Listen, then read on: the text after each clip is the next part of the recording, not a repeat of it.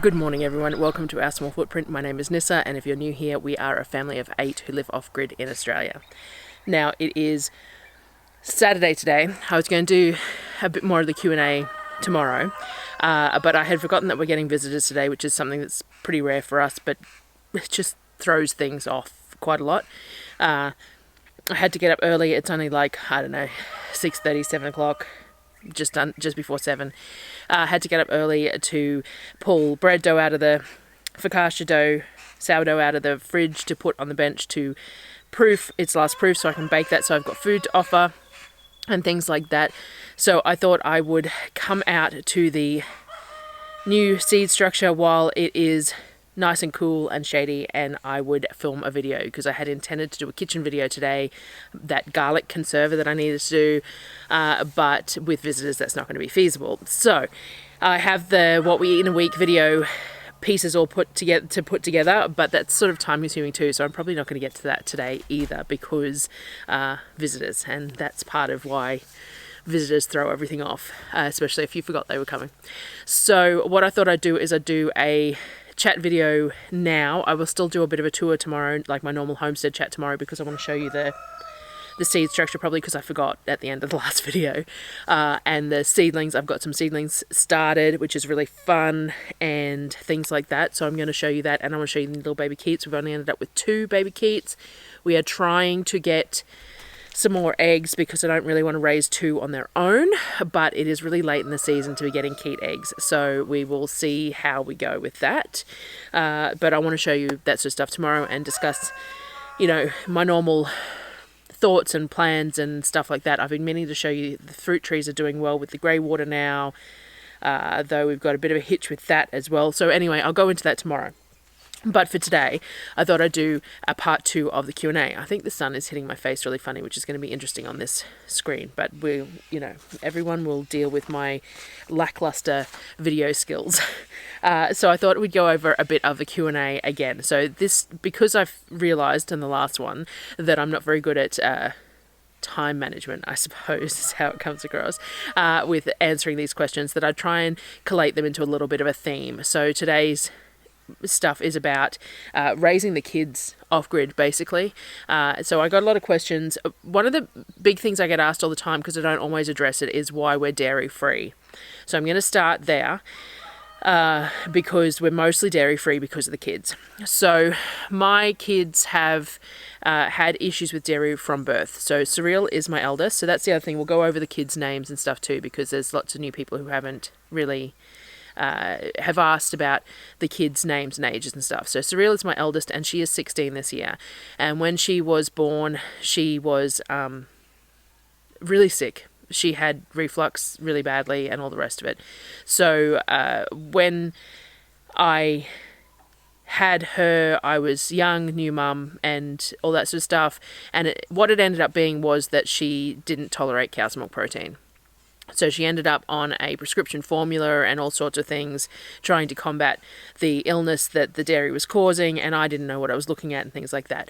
So she went dairy-free. She also, probably because of the fact that I gave her dairy for quite a while before we realised she needed to be, her gut health wasn't real great. So she actually didn't tolerate wheat or gluten or soy either.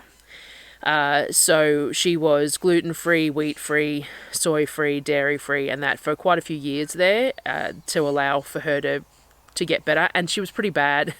Darryl always quotes this story of, we went to a Boost Juice, which is a smoothie bar here in Australia. And whenever I ordered the kids' smoothies, I always asked them to wash the jugs and stuff before they make them the dairy-free, because they have, you know, fruit smoothies without milk and stuff in them, but they need to wash the jugs. Otherwise they're not dairy-free. And I did ask, but obviously they didn't take me seriously, and by the time we got home, Surreal was projectile vomiting down the hallway, so which Darryl didn't deal with very well. So she was pretty bad when she was young. As I had more kids, I had more experience, so Apollo was next, and Apollo is 12 this year. Even on my last video, trying to get ages and stuff was really difficult when I'm put on a spot, but I'm going to say he's 12 this year. He's 3 years younger than Surreal. Yes, 12, I think. Anyway, he when he was born, he was immediately unwell as well. They couldn't keep milk down and things like that. But because I knew what I was looking at, I cut out all dairy from my diet, which takes a little while initially. So he was a bit sick for the first few weeks, but after that was fine. So I cut out all dairy from my diet the entire time he was breastfed, and he came out fine out the other end. It does turn out that we weren't aware at the time, but Apollo actually has osteogenesis imperfecta, which is brittle bone syndrome. He has gotten to a point where it doesn't seem to affect him anymore, but between the age of baby and like 7 maybe, I think he had 9 broken bones that we are aware of, but he was a very unhappy baby too, so it's possible that he had fractures when he was a baby as well, but we were unaware that he had that genetic condition. So, but he's recovered fine now anyway. He hasn't had a break since we've been out here at all. So we've been very lucky. He's grown out of most of it, so whichever form of OI that he has is a mild form. But he couldn't do dairy either, but he was fine with everything else. So the next child that I had was Sonnet, and Sonnet is just turned 10. So Apollo's 11 at the moment, he's 12 this year. Sonnet has just turned 10, and Sonnet also had some issues with dairy. Severe eczema, it was her main symptom. So I stopped dairy before she was born, knowing that could be an issue with the third child, but when we have introduced it in any way, she breaks out in really, really severe eczema. She also has issues with fruit that have from the latex family, like kiwi fruit and strawberries, bananas, things like that. If she has too much of it, the eczema plays up really badly, and she's allergic to SLS. If you have any sort of product in the house with SLS, shampoos, soaps, washing detergents, and she uses them, then she comes out in hives and really severe eczema as well. We have started recently on a probiotic, a daily probiotic, and that has improved it immeasurably because she was still having issues with it, environmental issues basically, behind her knees and in her elbows and stuff, just from, dust and dirt. But we have started a daily probiotic, and it has improved it immeasurably, and she is doing really well at the moment with that. Sonnet was also born with club feet. I'll put a couple of pictures in here because they're just so cute. So when she was born, she had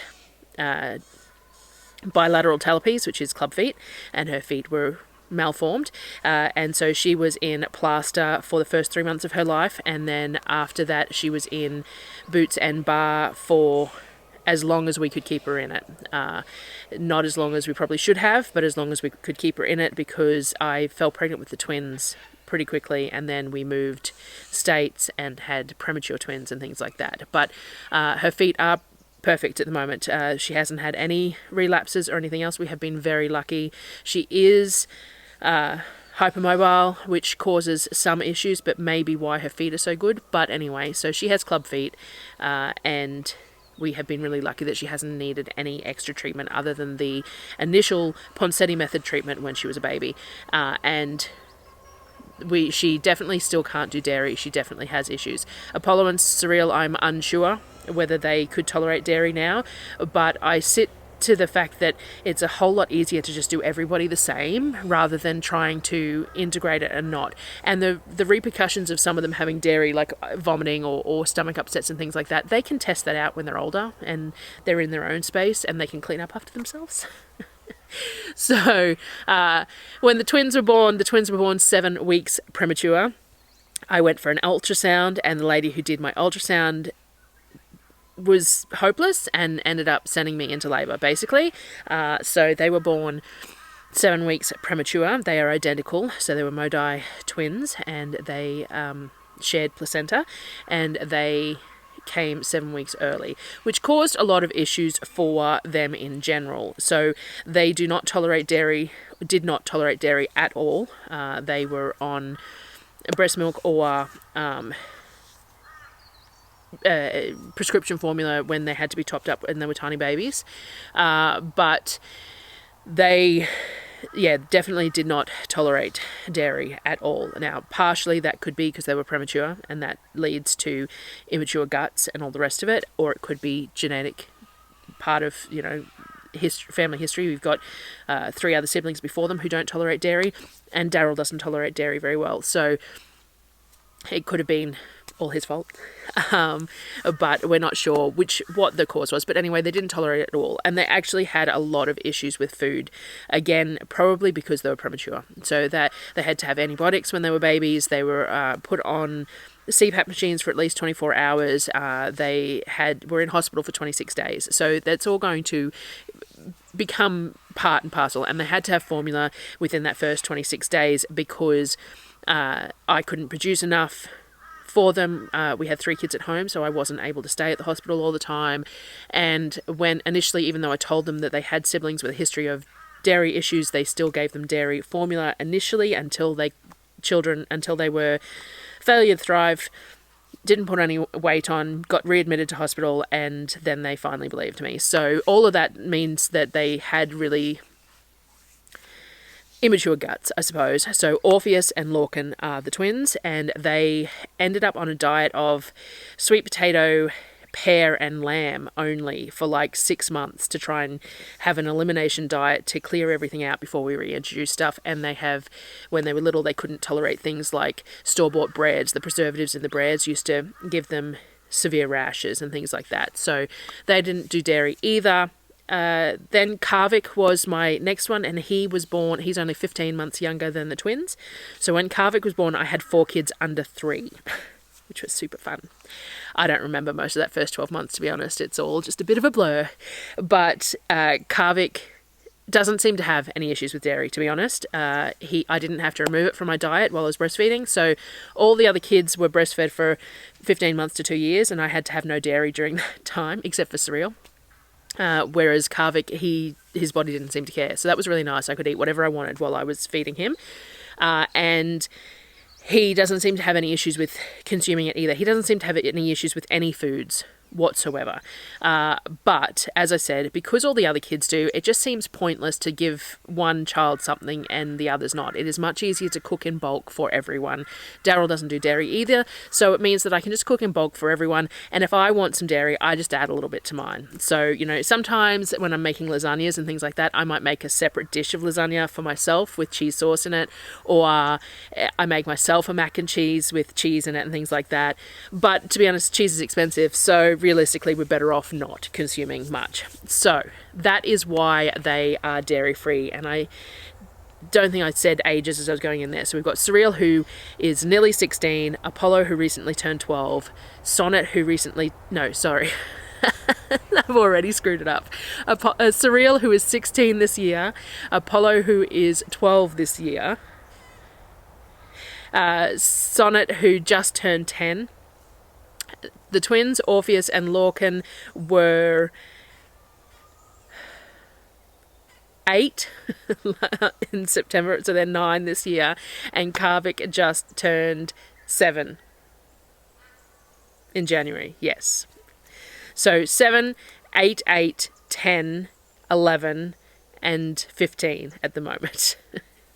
I think, that I stuffed that up royally last time, so we'll see how we go. So, yes, dairy-free. A very long-winded explanation of why we're dairy-free, but people were interested, so there you go. So leading into, from that, the next question I get a lot is about their schooling. So all the kids are homeschooled and have been. Surreal attended kindy briefly when she was little, but she didn't do very well at kindy. She has some sensory issues and things like that. She's on the spectrum. So we brought her home because I was pregnant with Apollo. So I worked while I was pregnant with Apollo, but once Apollo was born, I stayed home. So we brought her home and schooled her from home because that seemed to be the easiest thing for her and for her carers, because she struggled with the carers. So we started homeschooling when she was 3 or 4, because that's about when Apollo was born. And we just haven't stopped. So basically, she did well with the homeschooling. Then I had Apollo, and then 15 months later, I had Sonnet, and then 15 months later, I had the twins, and 15 months later, I had Kavik. And in that time, we moved states 3 times with Darryl's work. So schools would have been moving schools. And then when Surreal would have been in like grade 1, I had 4 babies. Like I had newborn twins and 2 other children who weren't school age, and I was pregnant. And the idea of putting all of them in a car to take one child to school was just horrific. So we kept on homeschooling, and we just went, we'll see how we go as she gets older and all the rest of it. And it worked well, and we have started homeschooling the rest of them all the way through. So in regards to curriculums and that, you can create your own curriculum here in Australia, so long as you are following the guidelines that are required and are reporting them to the relevant people in whichever, like it varies state to state, but you can create your own curriculum. So we do a lot of child-led learning. Child-led learning. So Surreal at the moment has a big thing about Greek mythology, so she's doing a lot of Greek mythology-based stuff. So we do a lot of comprehension and project-based learning around whatever it is that she's doing. She did a thing recently where I got her to design her own theme park, and she had to design her own theme park. She had to price out the resources and the food and the ticket prices and how many people she'd need to come in. She had to draw up plans for where she was going to put all the rides and stuff. She did one for a zoo as well. I buy a lot of resources from Teachers Pay Teachers. I really enjoy a lot of their stuff from there. I get a lot of freebies. My friend Nicole, who's actually visiting today, goes to a lot of garage sales and thrift shops and things like that, and buys me a whole bunch of secondhand workbooks, and I will photocopy them. I recently bought a bunch of the Mega Geeks stuff, which has been really handy. I've been able to print that out you can buy that as a PDF rather than a physical book. So I've been able to print out bits and pieces of that for basic multiplication and things like that for the boys. And basically we try and theme it. So we do some Minecraft stuff, we do a lot of cooking, because Sonnet and Apollo really like to cook, so we do a lot of fraction-based hands-on work when we're cooking. We make them read recipes on the Thermomix, follow that, and weigh ingredients in, and then, cup measures and things like that. We use a lot for that, or doubling recipes and stuff like that. So we do a lot of hands-on learning. Each child has a small workbook that they are required to do every day. That is only half a dozen sheets of basic core skills. And once that's done, then there's any sort of project work that has been given to them. We have a subscription to Reading Eggs as well, and Genius Science, Genius Schooling, Genius something along those lines, which has maths and science-based lectures and stuff. And YouTube is a wonderful resource as well.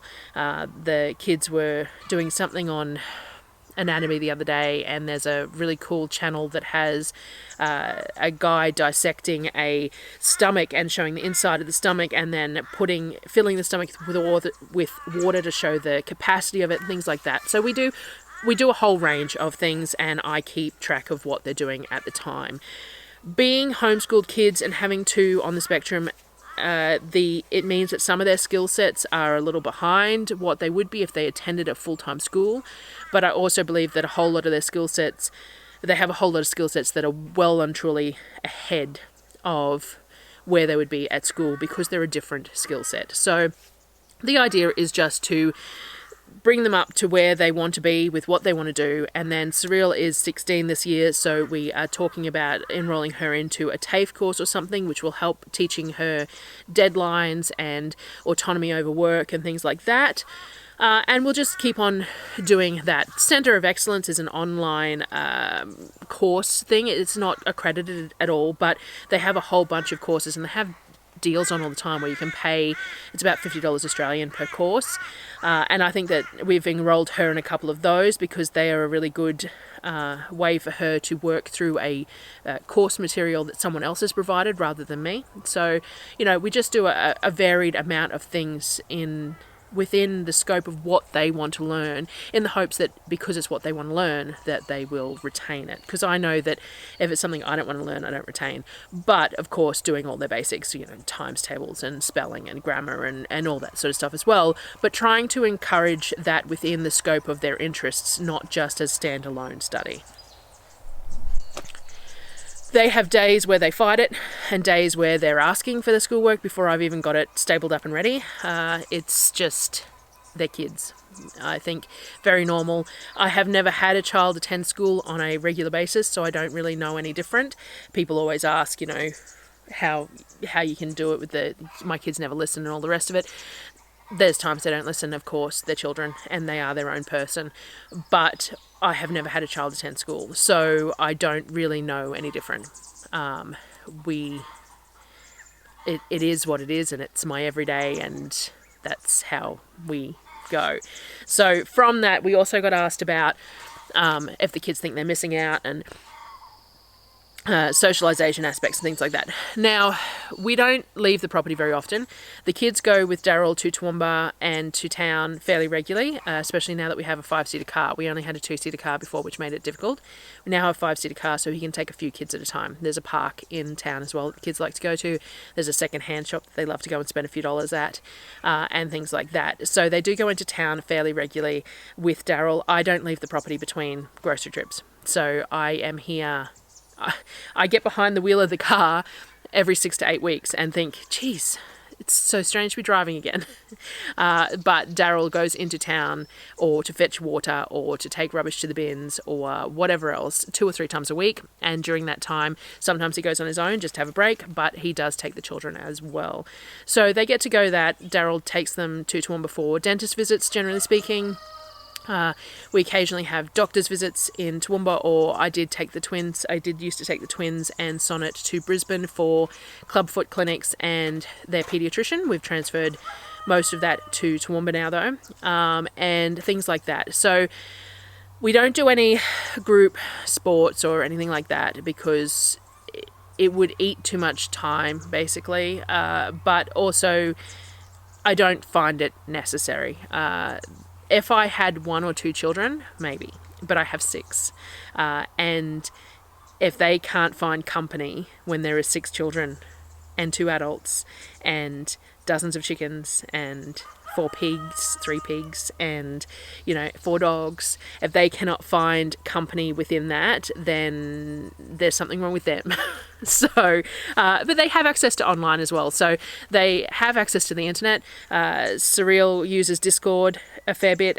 She has a few art and writing friends on Discord servers that she talks to. We have a couple of friends. Nicole, the friend who's visiting today, has Messenger with all the kids and Discord and stuff. So she talks to the kids on there, which we used to encourage because it would assist them with their typing and their speech and getting their across. They did fight it for a while, and Apollo used to always send voice messages rather than typing, but they're getting better. And my mum does occasionally talk to them on Messenger and stuff, but she doesn't use Messenger very often, but they have access to her as well as their aunt, my sister. So, they do talk to the outside world. Apollo's a gamer. He really enjoys Xbox games, all the ones that I've never played, like, I don't know, Fortnite and Ark and I don't know, that sort of a thing. But he has a headset and he chats to people while he is playing and does group playing and things like that. Minecraft as well. They adore Minecraft. Sonnet and Apollo will sit on different consoles and play Minecraft in group situations as well. We have a lack of consoles, a lack of computers at the moment, in that there is some squabbles over who gets to use what, and they're not using them as much for things like reading eggs and stuff as I would like, because some of them are older and not working real well. But at the same time, I don't want a house full of electronic equipment, and we don't have the room at the moment. But they do have an Xbox and a Nintendo Switch, and Surreal has her laptop that she uses for schooling and for social, and there's an old Mac that the boys will use for reading eggs and things like that. So as we go along, we will add more to that, because that's the way of the world. As much as I would prefer them not to be in front of screens, at the same time, they're entitled to their interests. So long as they are outside and doing what they need to do as well as using screens, then I'm okay with it to a degree. But, so they do socialise online a fair bit as well. They do go into town and things like that. But no, they don't participate in any sort of group sports or anything like that. The town is half an hour away. So even just going into town for animal feed is a good 2-hour trip. And it's just not a good use of our time currently. And the kids don't seem to be lacking. Occasionally, Surreal, being a teenager, has a bit of go about, missing out, but she doesn't know what she's missing out on. She's just basing it on what she sees on TV and talks to other people about, and I think that that's a false equivalency there. Her and Darryl are planning to go to Comic-Con this year, so there's been lots of talk about costumes and the having to get her a phone so that she would have a phone while she's there and things like that, but he is looking at going to Comic-Con. It's a couple of days in Brisbane, so they would have to stay in a hotel or something somewhere probably, and do all the things that, and then have all the planning in the lead up about money wise, because we've discussed how much it costs just for tickets and for staying, and then costumes and things like that. So that's the next sort of a thing that they're doing at the moment. I'm really sick of hearing about it. But that's fine. So they do that. So no, I would hope that as they get older, they'll look back and realise how much they gained rather than lost by the lifestyle that we're leading. But I do know that when you look back on your teenage years, you don't necessarily look back with open eyes about it. So we will see how it all pans out in the end. But yeah. One of the other questions I got asked about was family fun sort of thing. A lot of that is things like Darryl does a lot of gaming with them. I'm not into gaming really. I enjoy gaming, but it takes a lot of time and I just don't have a lot of time.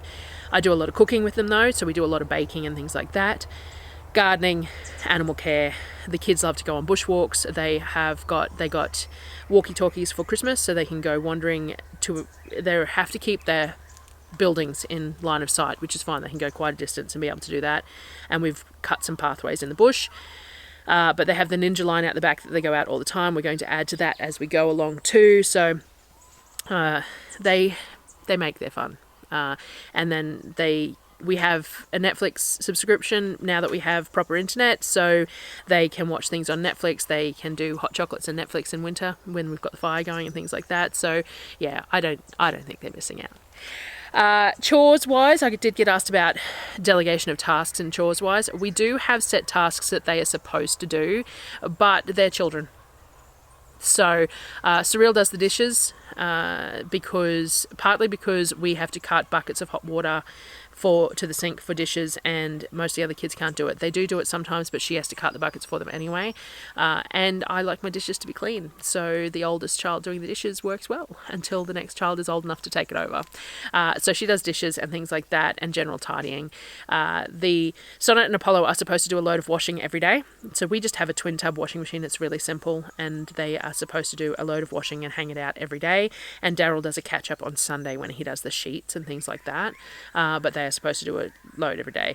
The boys are supposed to pick up all the clothing in the bathroom, sweep it out every day. Everyone's supposed to assist with animal tasks. The animals get checked in the middle of the day when it is summer, and then of an evening all eggs are collected, the animals are fed, water, the ponds are refilled and all that sort of thing, and all the children are supposed to go out and assist with that and bring washing in and things like that. So it's supposed to be a bit of a group effort, that one. Other than that, just general. They're supposed to strip their beds on Sundays when we do their sheets, and they're supposed to remake them on Sunday evening. They're supposed to sweep out under their beds on a sort of a weekly basis and tidy that up, keep their own space tidy. Some weeks they do well, some weeks they don't. So the ones who want to assist in the kitchen, assist in the kitchen. Surreal and Apollo and Sonnet are more than capable of doing things like pancakes. They will cook dinner every now and again, as in like heat up bolognese and cook pasta, or heat up soup and cook pasta, or something like that. They don't cook entire meals yet, but we'll get there. Otherwise, they have it pretty easy. We don't lead a particularly complicated life, and we don't have a whole lot of tasks that take a whole lot of time. So they have to wipe the table down after they've finished eating, but all the basic stuff. They help out. Some days we have distinct tasks that we do. Like I might decide that I want to strip all the shelves in my kitchen, and someone will help me do that, and we'll wipe all the shelves down. Or projects in the property, or Darryl's going to try and build a back door sometime over the next week, and he'll probably, rope them into helping out with some of that. But just generalized everyday stuff that is normal. We don't have many particularly assigned tasks as such, because we live a pretty simple life, I suppose, is what it comes down to. But they do have some. So that's what we do with chores. We don't do pocket monies or anything like that.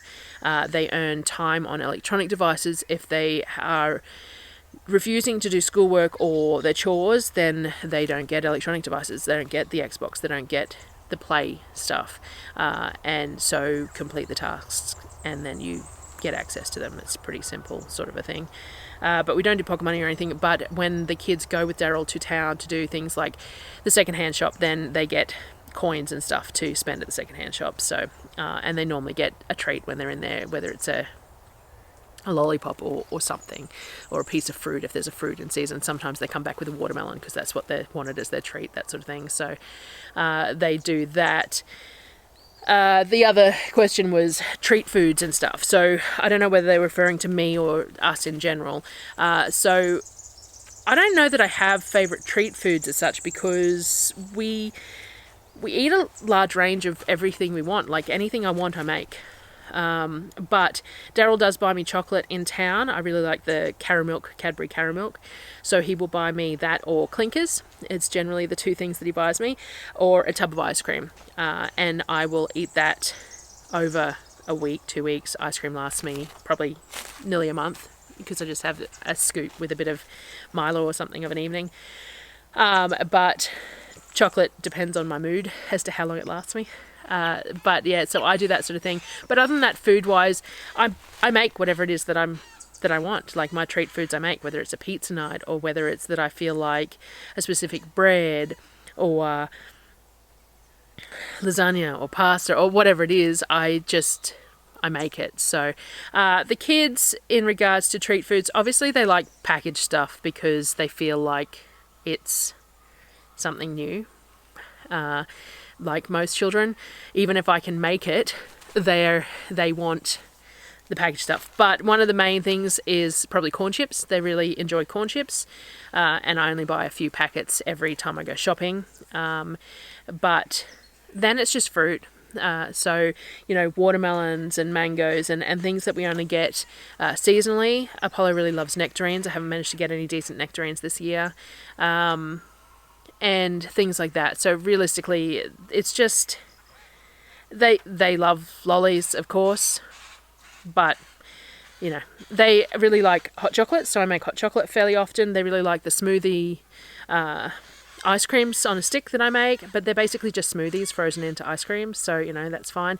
They like actual ice cream when I make ice cream, and chocolate chip banana bread and things like that. So I don't know, the treat foods and stuff, we have a lot of treat foods in passing, just because that is part of our lifestyle, is that I can make pretty much anything anyone wants to eat whenever they want to eat it. So there's no real specific hankerings for anything, I don't think. But that's that. So the other thing that I saw, the other questions that were in this scope of it, was taking the kids to my shopping trip. Not going to happen anytime soon. It's a 2-night, 3-day trip, and it's really long and exhausting, and none of them would tolerate it very well. None of them would tolerate the drive down alone. So, I think I specifically got asked about Surreal. Now, Surreal gets car sick for a start, so a 3.5-4 hour drive with her would not be much fun. She has always had issues with car sickness. I think it's a little bit of anxiety, to be honest. She doesn't go in cars that often, so partly that would be it. But she didn't go in cars very often even when we lived in town, because we didn't need to. So she used to get car sick even when we lived in the city. Also, she is on the spectrum, so she has a few quirks and she doesn't do people real well. And I'm really happy to just send her with Darryl. So if Darryl wants to take her to Comic-Con, then that's good luck to him. So no, shopping is a lot of work, and as it is, I get exhausted and I finish and I forget things and things like that. And no, I won't be taking anyone there. In relation to then, I got asked about teaching her to to grocery shop and that. They do a lot of project-based learning. I mentioned like designing a zoo and a theme park and stuff. So they do a lot of that, but they also assist me with inventorying and things like that. So like we're 3 weeks into a 6-week shopping trip at the moment. And so I had to go through all the fridges and freezers and assess what's left so that I can make sure that it's going to cater to us for the next 3 weeks.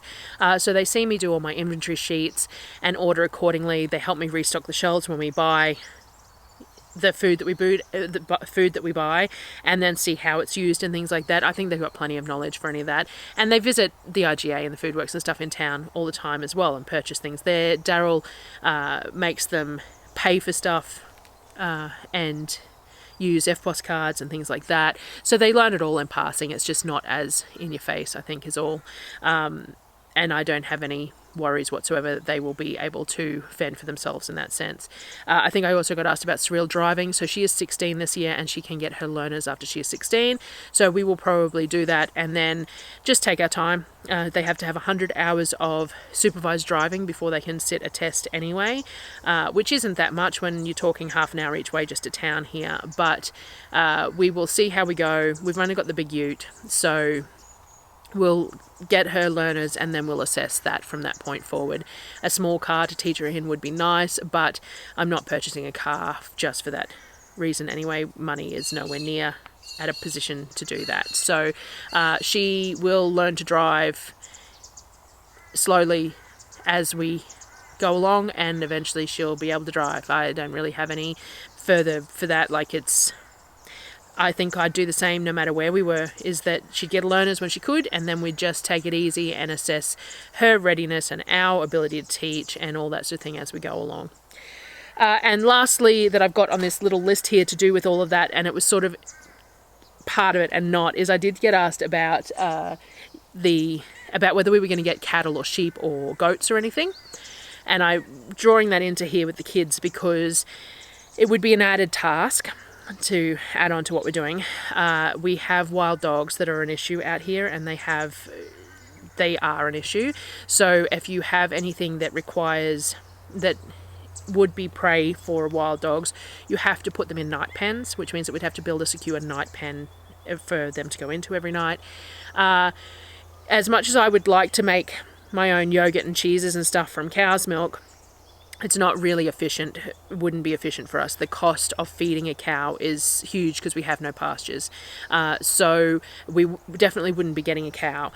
We have contemplated sheep because we could process the lambs, but realistically, we don't eat enough lamb for that to really be a worthwhile endeavour. It would cost us more in materials and feed and everything else for things that we don't spend on anyway. We did consider goats because the theory, a lot of people who have issues with cow's milk can have goat's milk. So I did consider goats as being an option, because then we could do goat's milk and we could do goat's milk cheese and yogurts, and they could potentially drink the milk as well.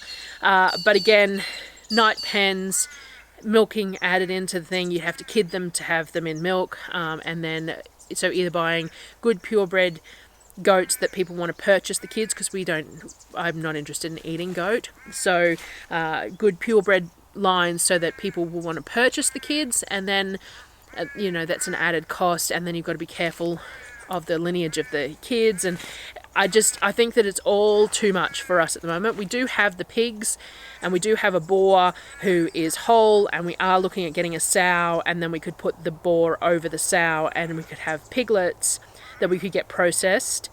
I think that would be our next step. We eat a fair bit of pork, so it makes sense that way, and we already have structures for them to a degree.